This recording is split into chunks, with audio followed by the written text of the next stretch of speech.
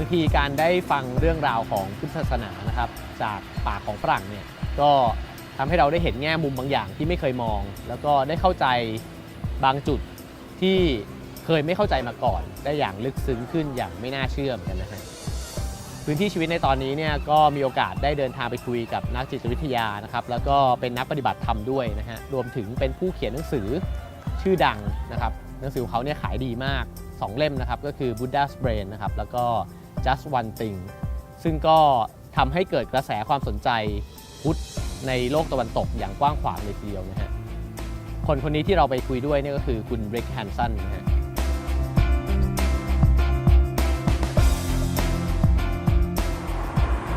พวกเราก็เลยเดินทางไปที่ซานราฟาเอลนะครับซึ่งเป็นที่ตั้งออฟฟิศเขานะฮะอยู่ห่างจากเมืองซานฟรานซิสโกเนี่ยออกไปประมาณครึ่งชั่วโมงเท่านั้นเองนะฮะก็ตอนที่ติดต่อคุณริกไปเนี่ยเขาก็ดีใจแล้วก็ตื่นเต้นมากนะครับเขาก็ตอบรับทันทีเลยบอกว่ายินดีแล้วก็อยากจะพูดเรื่องนี้ให้กับสื่อประเทศไทยฟัง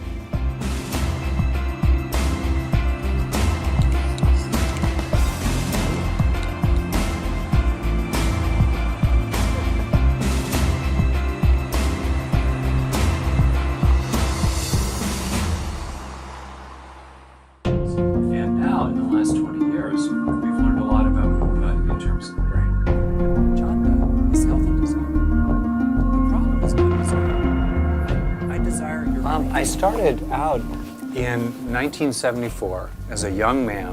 I first read the Dharma and also other Eastern philosophy and religion. And as a very ordinary American from a completely ordinary, not very religious background, I was immediately struck by the power of the truth in that way of looking at things. In other words, the truth that everything changes.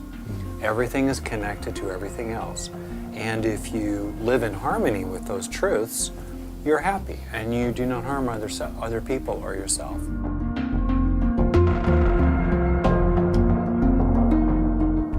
Do you do the meditation every day? Yeah. Well, I originally learned Zen, a little Zen.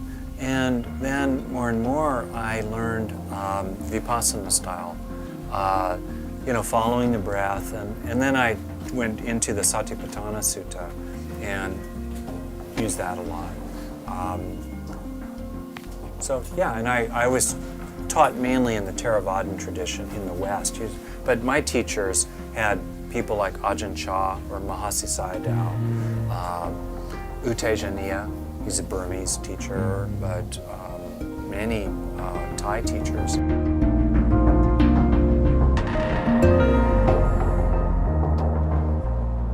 จุดเด่นของหนังสือของคุณริกเนี่ยคือนอกจากตัวเขาเองเนี่ยจะเป็นนักจิตวิทยาแล้วเนี่ยเขาก็ยังมีเพื่อนสนิทนะฮะเป็นนักวิทยาศาสตร์ที่มีความชำนาญเรื่องของระบบประสาทแล้วก็สมองนะฮะซึ่งพอเขาทั้งคู่มาเขียนหนังสือรวมกันเนี่ยก็ทำให้เขาสามารถอธิบายพุทธออกมาได้อย่างเป็นวิทยาศาสตร์อย่างน่าสนใจเลยทีเดียวแล้วก็นี่เป็นสิ่งที่เรากำลังจะได้รับฟังถัดจากนี้ครับ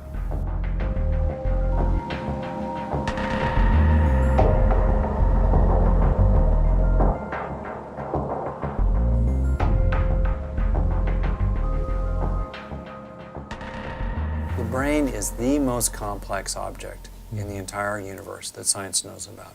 It is so complex. It has 500 trillion synapses.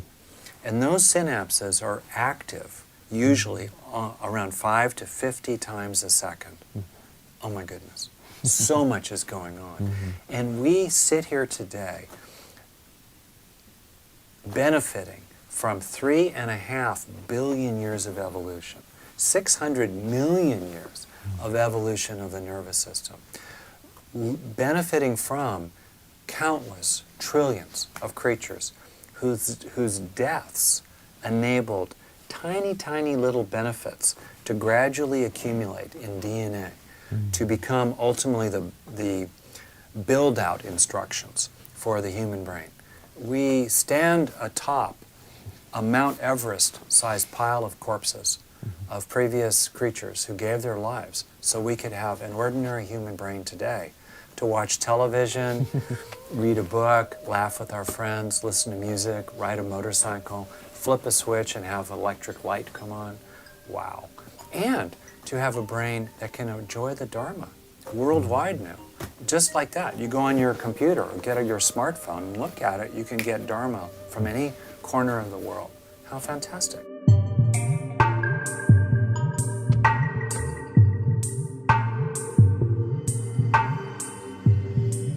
And I heard that you studied about neurology and psychology. What made you choose this subject to study? The Buddha, as you know, taught that suffering arises due to causes and it passes away due to causes. So the question then becomes, where are those causes to be found? Some of those causes are found out there in the world in bad governments or bad businesses or other people. Some of the causes are found in biology and our physical health. Most of the causes, I think, are found in the mind. So I got very interested in psychology and neurology because those are the two sciences that really talk about the mind. Psychology, of course, talks about the mind, but more and more, especially the last 20 years, neuroscience is starting to tell us a lot about the underlying, the underneath neural activities, the brain processes that underlie mental processes. So if you understand more and more what's actually happening in the brain that is leading either to suffering or to the end of suffering, then with some skillfulness, using skillful means, upaya, you can go into the brain and gradually change it over time for the better.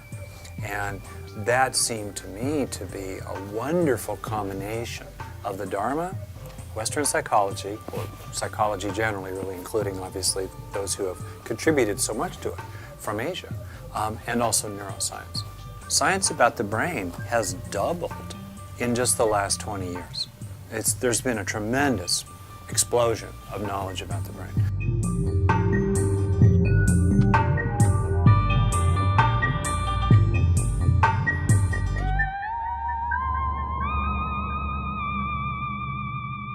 The basic question, what is the mind? Well, that is a huge question, and it has to do with what we mean by the word, okay? And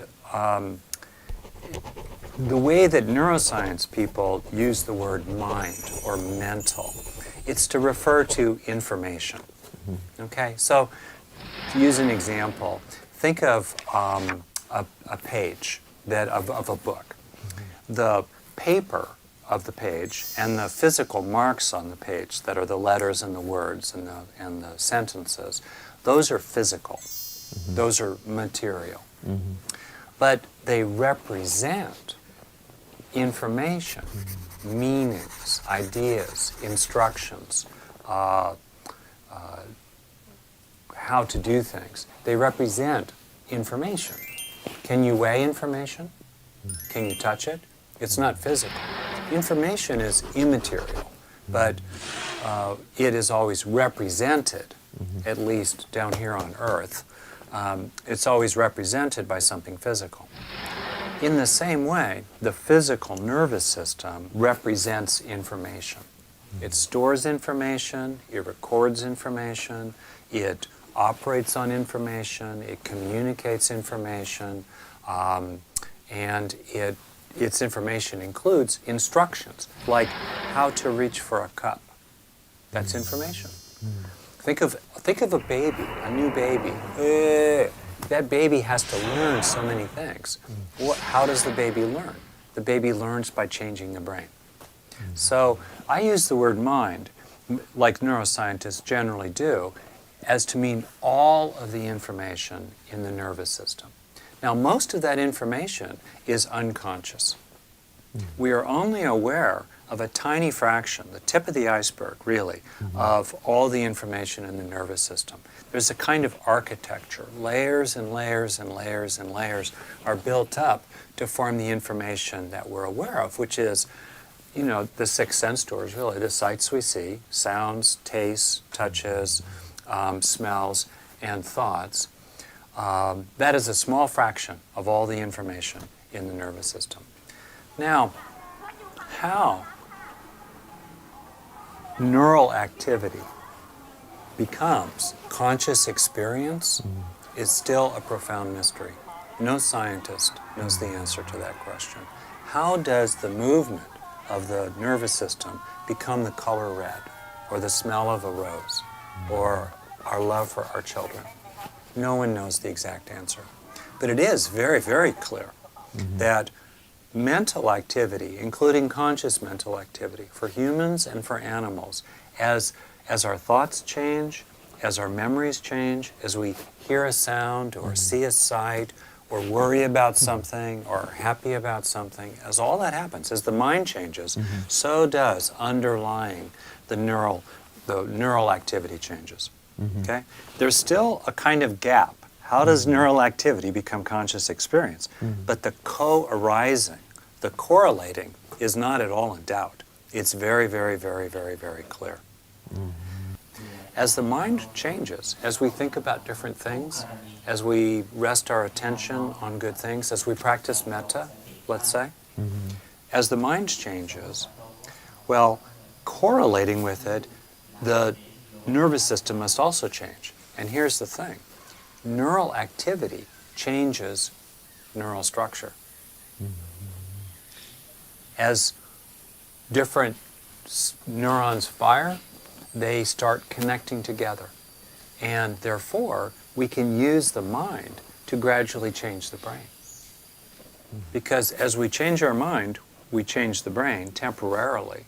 But those temporary changes leave lasting structural traces behind. And that is a very exciting and interesting thing.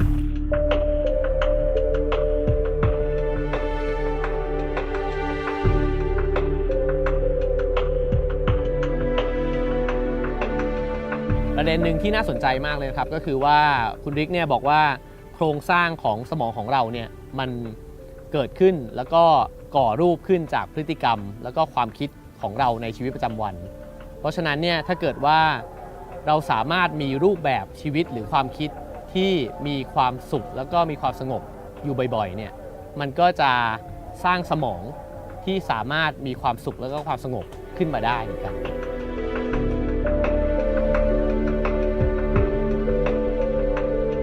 and then the brain can change. Oh, dramatically. And there's much research, in my writings and other people too. You can see pictures even of the brain changing. When people, for example, meditate or tune into their bodies or practice loving kindness or focus on the positive, all of those things change the brain. If the mind is learning, the brain has to change. How else can learning be established?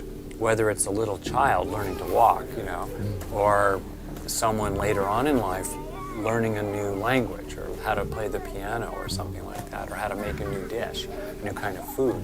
You have to learn, so something has to change. It's always been understood that something had to change structurally in the brain. But now, what's new is we're starting to understand the many, many ways that can happen, and we're beginning to get pictures, images from MRIs and so forth of how the brain is actually changing.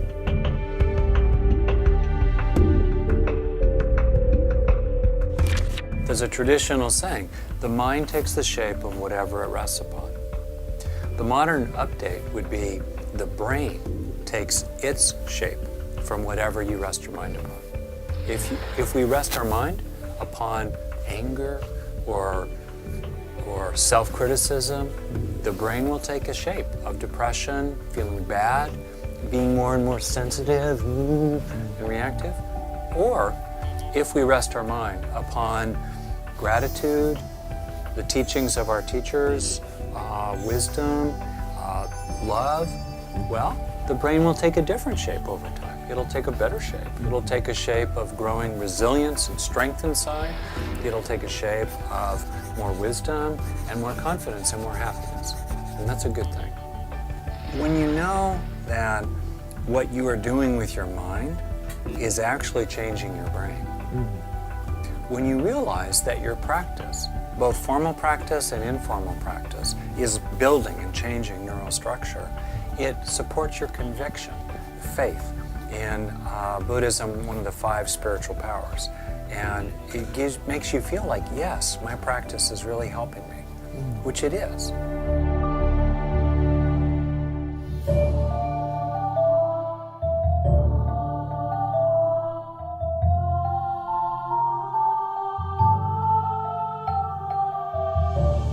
What is the cause of our suffering? Well, I've actually really tried to think about that, at the level of rupa. Why do we suffer?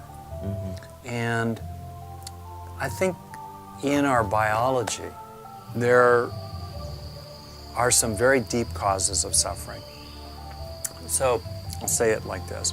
If you think about it, for life to exist, it has to do three things.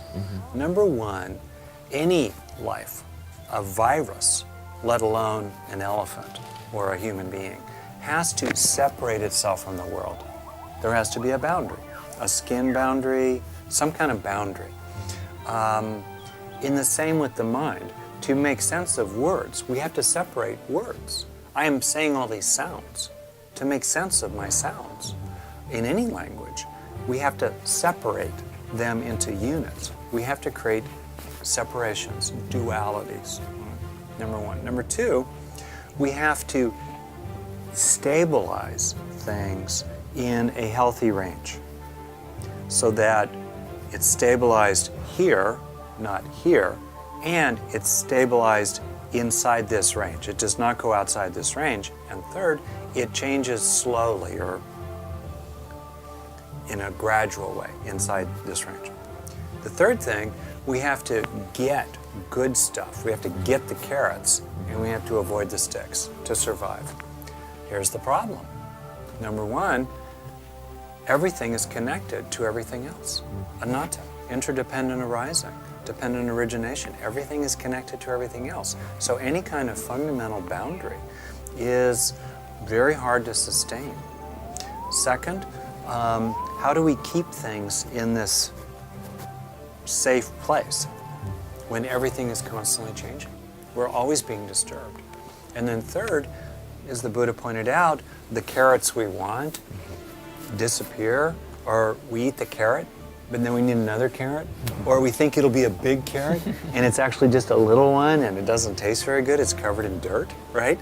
Or we have to stay away from the sticks, but the divine messengers, old age, disease, death, they all come, as well as other kinds of things. So, and the way that we evolved alarm systems inside the body and then in the nervous system and now very much in the brain. We evolved alarm systems that start ringing the bells, ding, ding, ding, ding, ding, including the bell of pain.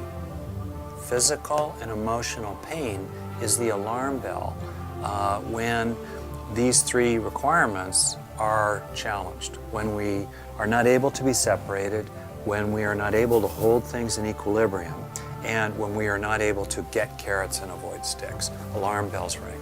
But the problem is, those alarm bells keep ringing all the time because we are not truly separated, everything changes, and carrots and sticks have many limitations. So that's, for me, has created the inherent dukkha. That's why dukkha is inherent in life. That does not mean that all of life is dukkha, all of experience is dukkha. It means, the Buddha never said, there is only dukkha. He just said, there is a truth that is dukkha, and we need to face that truth. And so there is an inevitable, unavoidable dukkha in life. And I think that's what he meant by the first dart, in his famous analogy of the first dart compared to the second and third dart.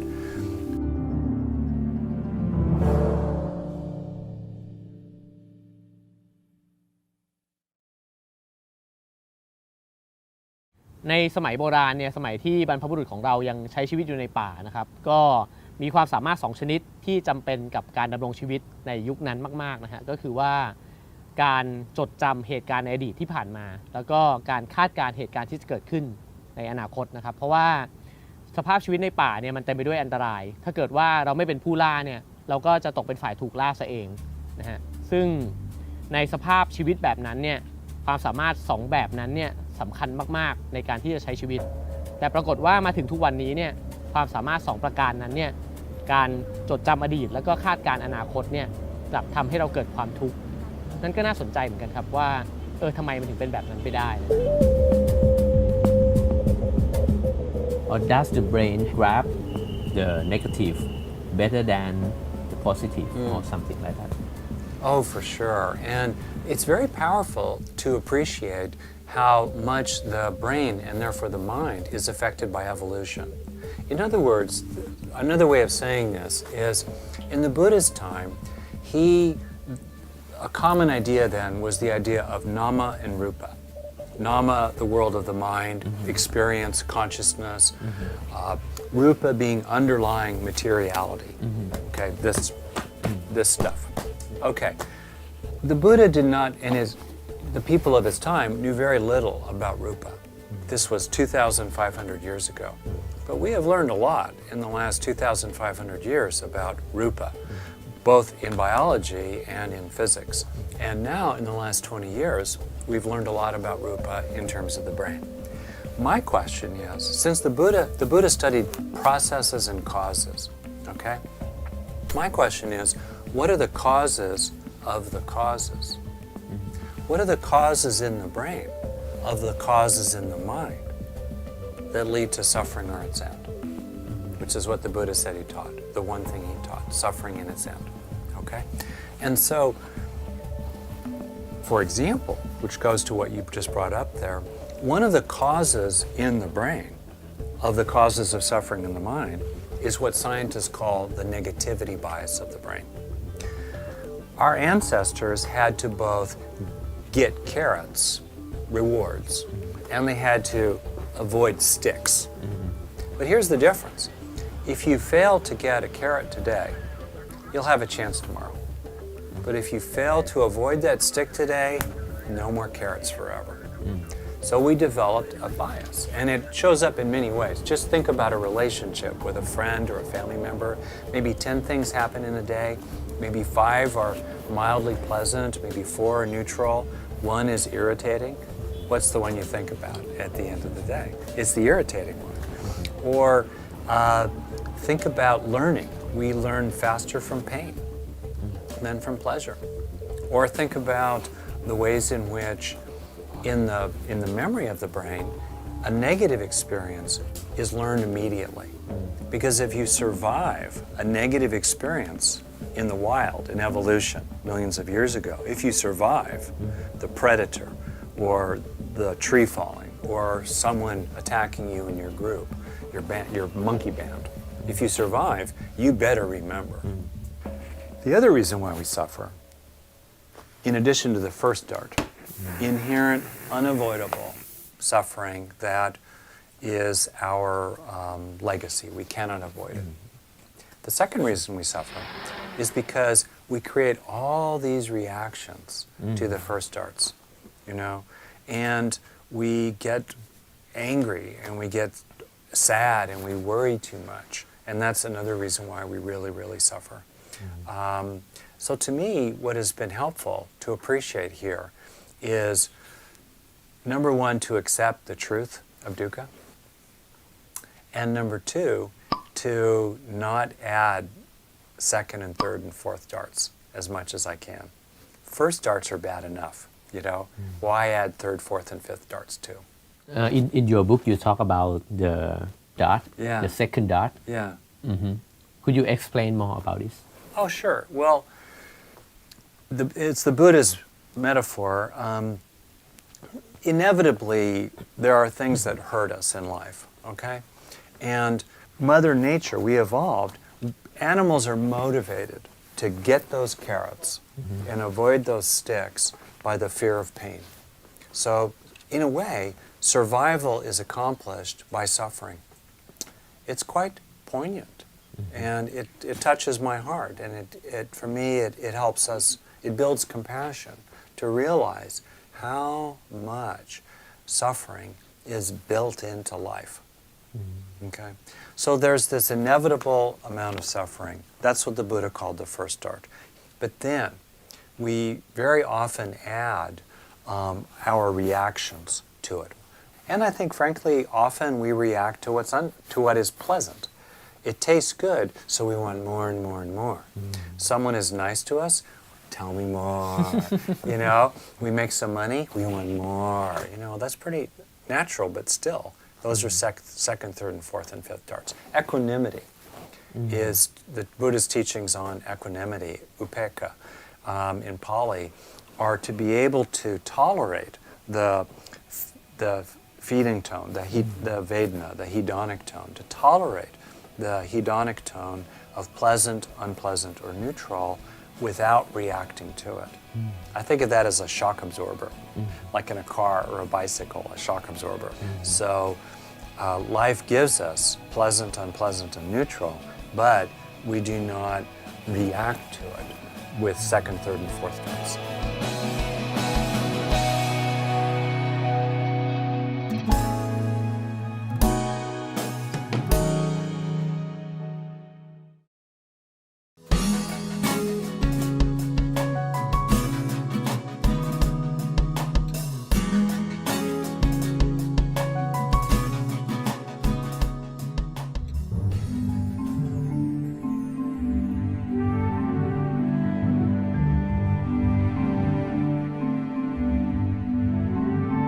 Stuff like that, that if I just stayed with the experience, not brushing it off, not rushing on to the next thing. จากที่เคยอ่านหนังสือของคุณริกมานะฮะก็สังเกตเห็นว่าเขาพยายามจะบอกเรื่องราวของพุทธศาสนาเนี่ยให้กับชาวตะวันตกได้ทราบโดยที่สามารถทำให้เกิดความเปลี่ยนแปลงขึ้นอย่างรวดเร็วได้ด้วยซ้ำนะฮะแล้วก็พอได้ลองถามเขาว่าถ้าเกิดว่าสัญชาตญาณของเราเนี่ยมันทำให้เราเป็นทุกข์เนี่ยเราจะปรับตัวหรือว่าแก้นิสัยในการที่จะปรับสัญชาตญาณของเราได้ยังไงนะฮะคุณริกก็บอกว่าอาจจะเริ่มต้นขึ้นจากการที่เราหัดซึมซับประสบการณ์ดีๆในชีวิตในแต่ละวันนะครับแล้วก็มีความเมตตาต่อตัวเองให้มากขึ้น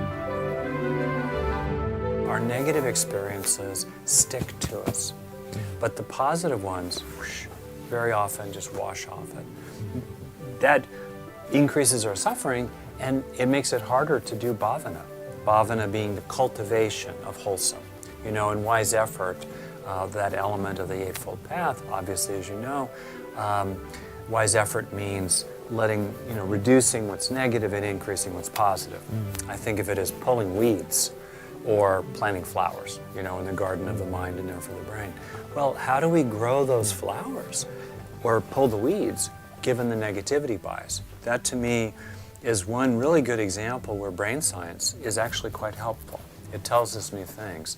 And as a point, what people can do if they want to grow more flowers is to deliberately, I call it taking the good. In other words, when they're having a simple positive experience, or when they can deliberately create a positive experience, stay with it for 10 or 20 seconds in a row. As simple as that. Not out of grasping or clinging, but rather out of kindness to yourself, because you deserve kindness too. We are supposed to have metta and karuna, loving kindness and compassion for all beings. Well, all beings includes you and me. Right? So out of kindness to ourselves, we stay with it, but we also stay with it to bring it in so that we gradually put these powerful good experiences inside our brain so that we take them with us wherever we go. So we can draw upon them as resources to help ourselves in ordinary ways in life and also for spiritual practice, for awakening. And because they're inside us, we don't feel so hungry for them out there. They're in us. So our happiness is increasingly unconditional. It's not based on external conditions.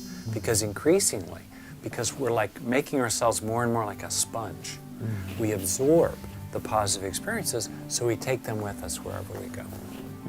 For one, there's of course much research that is not about the brain, it's just psychology, period. That when people do many different kinds of practices, whether it's mindfulness practice or metta practice, or go see a therapist, or read a good book, or to listen to your mother, Do what she says once in a while, at least. Anyway, when people do these things, they learn and grow. So that's always been understood. And people can describe really healing from and reducing negative experiences. Additionally, there is more and more understanding of how that actually can happen in the brain. For example, you can see that people, after taking a class perhaps, or after doing practices, even just 8 weeks of mindfulness training, there's increased activation of the left prefrontal cortex compared to the right prefrontal cortex, which associates with more positive feelings.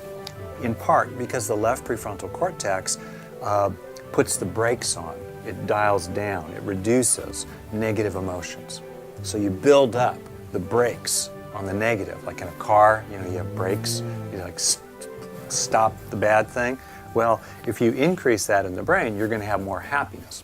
You're going to have more good things. Well, 8 weeks of simple, mindfulness training can create more of that left prefrontal activation, for example.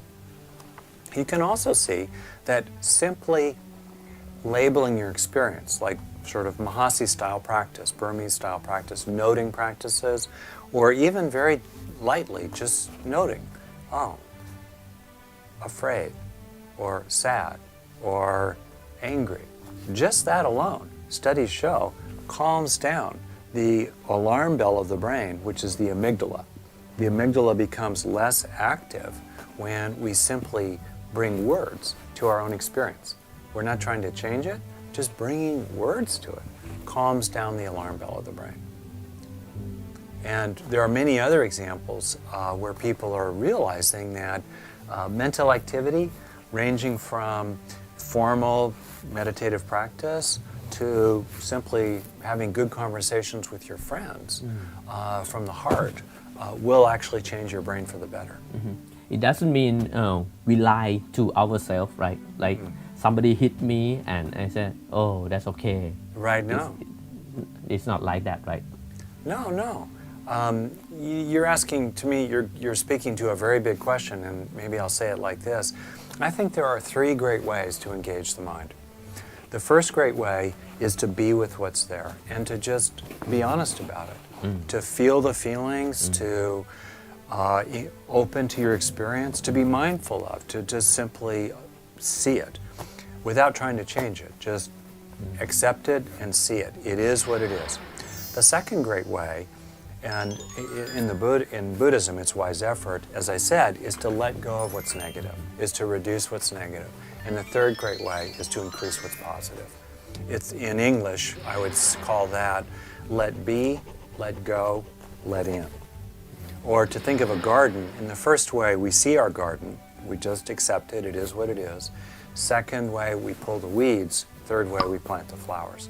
All are really important. I think the most important is the first way, because you cannot always pull weeds or plant flowers in the garden of your mind, but you can always see it. You can always be with it. So if someone hurts us, they treat us badly, maybe they're a bad government, or maybe it's a person in our life is doing a bad thing to us or to someone we care about, we can see that, and it's natural to have strong reactions to it. So we see the strong reactions, we see the situation, then we try to let go of what's negative. Maybe we're too angry, even though it's understandable that we're angry, but it does not help. The Buddha said getting angry with others is like throwing hot coals with bare hands. Both people get burned, us and them. We can still be strong without being angry. We can be very firm without being lost in anger, for example. And then in the third step, we try to bring in positive things. We try to awaken in ourselves strength, let's say. We try to awaken in ourselves compassion for the other person who hurt us, even though we think they did a bad thing, maybe. We try to bring up a sense of others who support us.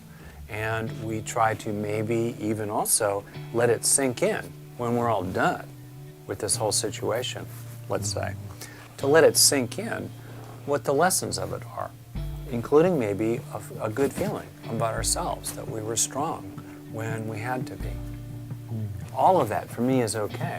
And all of that is changing the brain for the better.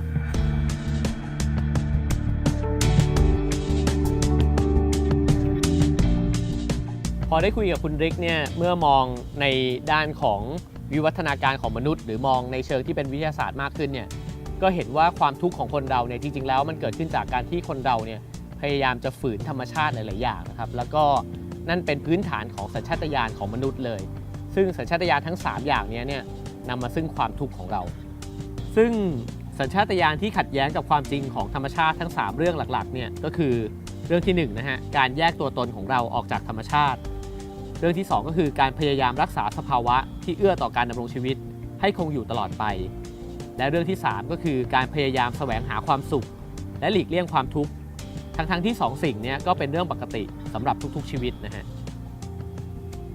ซึ่งคุณริกก็บอกว่าการขุดรากถอนโคนเอาสัญชาตญาณแห่งความทุกข์ทั้งหลายเนี่ยออกไปเนี่ยมีหนทางเดียวเท่านั้นนะครับก็คือตามที่พุทธศาสนาได้บอกไว้ก็คือทางแห่งศีลสมาธิแล้วก็ปัญญาThen, starting around 10, 15 years ago, I began getting more and more interested in the brain because more and more knowledge was available.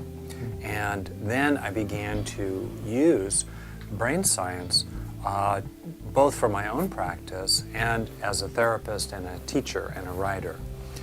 For example, a small example, to steady the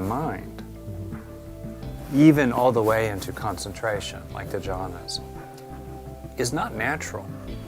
The brain did not evolve to be steady. Animals that were totally steady, chomp, they got eaten because they were not looking around. Yeah. It's normal to look around, to be distractible. Monkey mind is the natural mind. So how do we help the brain really focus on something?And so I tried to learn how does the brain focus, and I learned some things from my own practice. For example, it's very important to feel safe. If you feel at all anxious, your brain really looks around for a threat. So helping yourself feel very safe and very protected is an important foundation for steadiness of mind. Another foundation is to feel cared about. Because when we feel cared about, that helps us feel safe, and it also helps us feel good, which also steadies the mind. Because when we feel upset about something, naturally, because of stress, chemistry, and etc., the mind goes all over the place. But when we feel basically happy, we can concentrate on just one thing. Because in part has to do with dopamine and the way that dopamine as a neurotransmitter works as a kind of gate. In other words, when there is steady dopamine, which means a sense of reward, and especially high levels of dopamine, we're able to really concentrate on our own object of attention. Maybe the breath, maybe a metta phrase, maybe a sense of our teacher. We're much more able to concentrate when we have some sense of well-being. So those would be some examples of little methods that I used to help steady my own mind and use the neuroscience.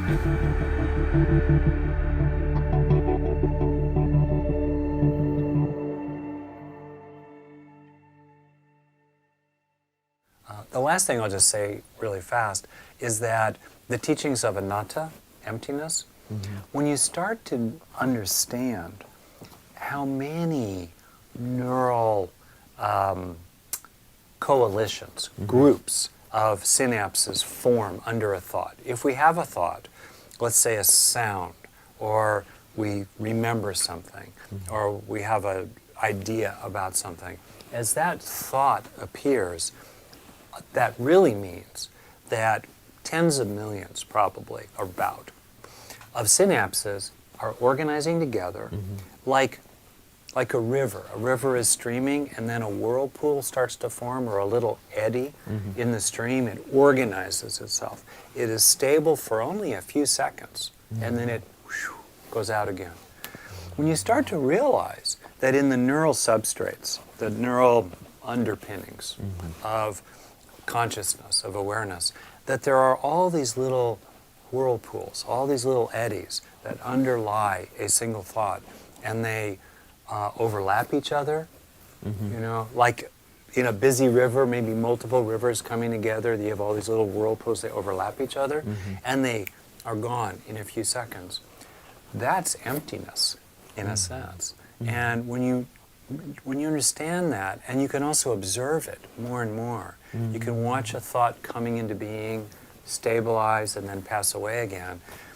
More and more, you cannot take it seriously. You have more and more, you go to disenchantment, nibbida, you know, in Pali, a sense of disenchantment of it's not fit for craving. It's not a basis for true happiness, and that really supports your vipassana, your insight, when you understand more and more how the brain makes the mind.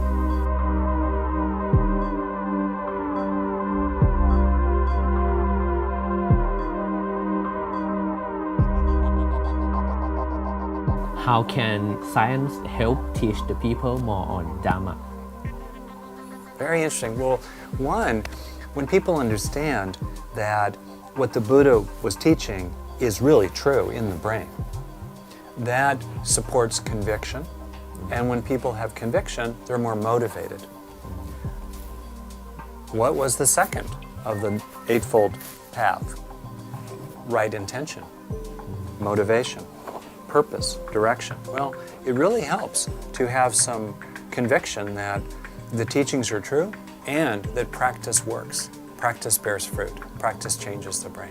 You know, when we have that deep inside ourselves, we are much more willing to practice. That's the big issue in practice. It's motivation. It's practicing every day, not just formal meditation, you know, but making it part of our life where it's difficult, which is with relationships in most cases. Well, how do we motivate ourselves to practice every day? That's where understanding can really come in. I think there are four great benefits, actually, I'll say it this way, of brain science for the Dharma, for Dharma practice. And I've said one so far, conviction or motivation or faith, which is one of the 5 spiritual powers in Buddhism.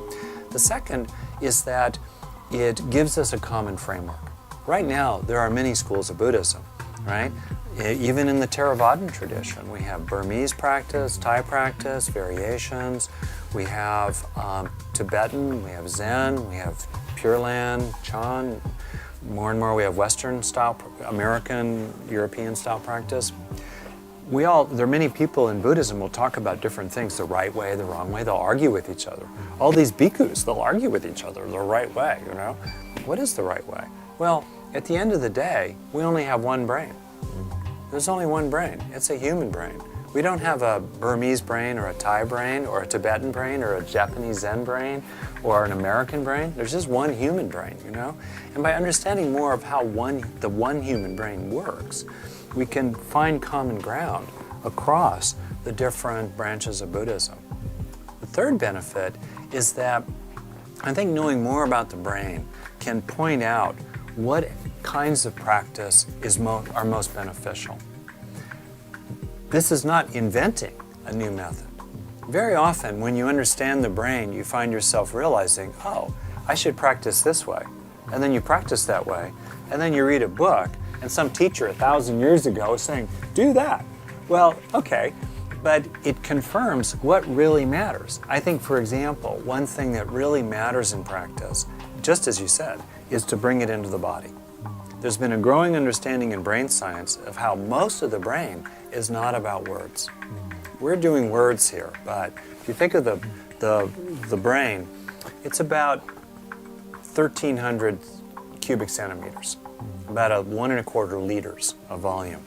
The volume of the brain devoted to language processing is about the width of 2 fingers.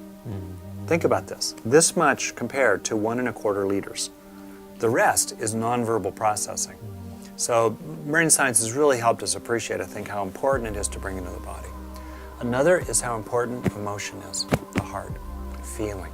Not just as you say, not just dry intellectual understanding, but to bring it into love. The Buddha really emphasized the importance of love. Much of that teaching has been not really understood, but he talked about love as a sufficient path to awakening if it was really, really developed. So I think that's another example. And then I think there are other ways that you realize that if you can do practices based on how the brain works, you can enhance traditional practice. So that's the third benefit. And then once in a while, I think that modern neuroscience is teaching new methods. I think that, honestly, a method I've developed about taking in the good, that respects the negativity bias of the brain, that understands how bad the brain is at learning from positive experiences while being, unfortunately, too good at learning from negative experiences, you know. When you appreciate that, you really realize that for bhavana, for that aspect of right effort, the cultivation of the wholesome, it's really important to help your brain absorb these positive experiences by staying with them 10 or 20 seconds in a row. That's an example of, I think, a new method that brain science has suggested. And another example is neurofeedback, these brainwave machines that people are just beginning to use. I know many people who have had their meditation really improved by a little use of these brainwave devices that then they, like a raft, once they learn how to do it, then they get rid of the device. So those for me are the 4 benefits of neuroscience applied to the Dharma. So for me, maybe this is a good way to summarize and finish up. I have 2 fundamental experiences from all this. One is a great sense of gratitude. Thank you, nature. Thank you, Buddha, for explaining how nature works in a way that is completely consistent with what modern science shows. Thank you, brain, for enabling me to be here. Gratitude. Katanyu, you know, in Pali. The other thing, though, the second takeaway for me from all this is honestly a sense of responsibility. We've been each given this incredible gift, the human brain, with all of its potential. What will we do with that gift? Will we indulge our worst parts and go into the red reactive mode of the brain and just keep doing what humans have done throughout history? Or will we be grateful for this gift and then take responsibility for using it well, moving into the responsive mode of the brain, not motivated by hatred, greed, heartache, and delusion, but instead motivated by peace, happiness, love, and wisdom. That's our choice, and it's up to us to make that choice each day.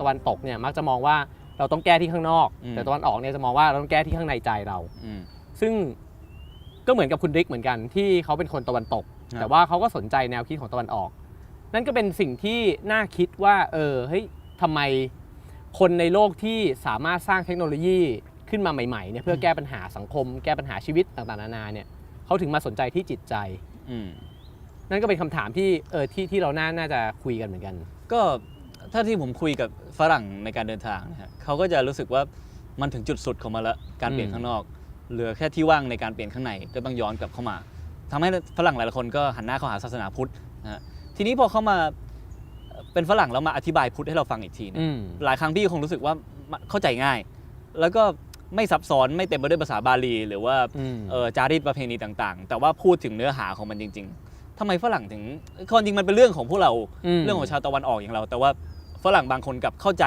และอธิบายได้ง่ายกว่าคิดว่าทำไมคือถ้าเราจะมองกันในภาพใหญ่ๆแน่นอนว่าในรายละเอียดเนี่ยฝรั่งหรือไทยก็มีรายละเอียดไม่เหมือนกันอยู่แล้วแต่ว่าในภาพใหญ่ๆเนี่ยคิดว่าคนฝั่งตะวันตกเป็นนักคิดมากกว่าฝั่งตะวันออกคือถ้าเราจะพูดกันแบบง่ายๆตะวันตกอาจจะใช้ชีวิตด้วยหัวมากกว่าด้วยหัวใจอ่ะเรารู้สึกว่าคนสมมุติคนจีนญี่ปุ่นไทยอินเดียเนี่ยมีความรู้สึกค่อนข้างเยอะเพราะฉะนั้นเวลาคนที่เป็นนักคิดเนี่ยแล้วเขาใช้ความคิดในการอธิบายอะไรก็ตามออกมาเป็นความคิดให้เราคิดตามเนี่ยมันเข้าใจง่ายกว่าก็จากประสบการณ์ในการไปเรียนอยู่ในโลกตะวันตกนะฮะก็รู้สึกเช่นเดียวกันว่าฝรั่งเขาเป็นสังคมที่แบบอธิบายทุกอย่างมันต้องมีทฤษฎีทุกอย่างมันต้องมีแบบว่าปัจจัยส่งผลต่างๆกันแล้วพอแบบปัจจัย1 3 4 5เนี่ยมันส่งผลตอบสนองซึ่งกันและกันก็กลายเป็นผลลัพธ์อีกอันนึงไปอะไรเป็นต้นทำให้บางเรื่องอย่างเช่นแบบ การบริโภคสิ่งต่างๆเนี่ยซึ่งเราบริโภคแล้วเราพอใจเราได้ค่าประโยชน์ต่างๆมันเขาก็ต้องไปนั่งคิดทฤษฎีอีกว่ามันได้ค่าประโยชน์ยังไง คือมันทำให้แบบบางครั้งการอธิบายเรื่องง่ายอย่างเช่นเราแบบกินน้ำแล้วรู้สึกอย่างเงี้ย กลายเป็นแบบเส้นกราฟขึ้นมาพอเป็นเส้นกราฟปุ๊บเนี่ยแล้วก็แบบคิดเลขออกแต่ว่าเวลาเรากินน้ำเราก็ไม่ได้รู้สึกเหมือนกราฟนั้นอยู่ดีใช่ก็เช่นเดียวกันครับเพราะว่าศาสนาพุทธคือกราฟอาจจะสอนให้เราเข้าใจมากขึ้นแต่ว่าไม่ใช่เข้าใจทั้งหมดแล้วอย่าไปติดอยู่กับกราฟนั้นจนมาบอกว่าการกินน้ำมันเป็นกราฟไม่เช่นเดียวกับว่านักวิทยาศาสตร์บางสมองบางคนก็มองว่าความรักเนี่ยคือภาพสแกนของสมอง เวลามันส่องแสงส่งประกายไฟอะไรซึ่งมันไม่ใช่มันก็คือความรักในตัวของมันเองซึ่งถ้าเราจะมองว่าโลกมันมีทั้งตะวันตกตะวันออกและใช้ประโยชน์จากมันเนี่ยเริ่มต้นที่เราอยากจะเข้าใจความคิดหรือแนวความคิดของพุทธศาสนาเนี่ยเราอาจจะเริ่มต้นจากการอ่านงานของคุณริกสมมุติว่ามันก็เป็นไปได้แต่สุดท้ายแล้วยังไงเนี่ยความจริงมันก็ต้องปฏิบัติอยู่ดีซึ่งถ้าเราใช้ทั้งสองส่วนผสมกันได้ในสิ่งที่มันสมดุลกันมันก็อาจจะโอเคก็ได้